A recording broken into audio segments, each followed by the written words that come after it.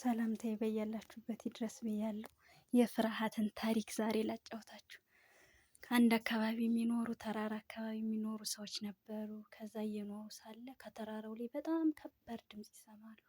ከዛ እሱ ድምፅ በጣም ያስፈራራል ድምጡ። ከዛ በጣም እየፈሩ በስጋት ሲኖሩ አንድ ጊዜ ከሌላው ቦታ የመጡ ሰዎች 10 ሰዎች በቃ ይሄን ድምፅማ ሄደን ማየት አለብን አሉና ሄዱ ወደዛ ተራራ ማለት ነው።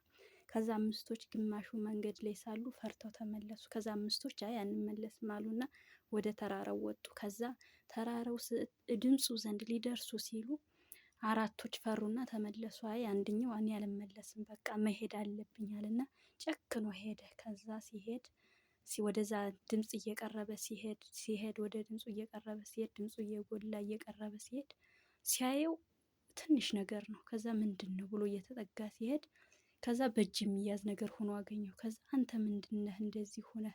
ድምፅ በጣም ሰዎችን ይረብሻልኝ ያስጨንቃል ምንድነህ ብሎ ሲለው አይ እኔማ ፍርሃት ነኝ ብሎ አለው ይባላል። እና ብዙዎቻችን አለመቻል ሳይሆን ፍርሃት ነው ውስጣችንን ምቅ አድርጎ የያዘው።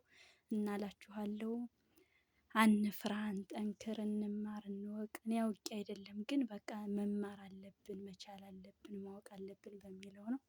ላይክ አድርጉ፣ ሰብስክራይብ አድርጉ፣ ቤተሰብ ይሁኑ።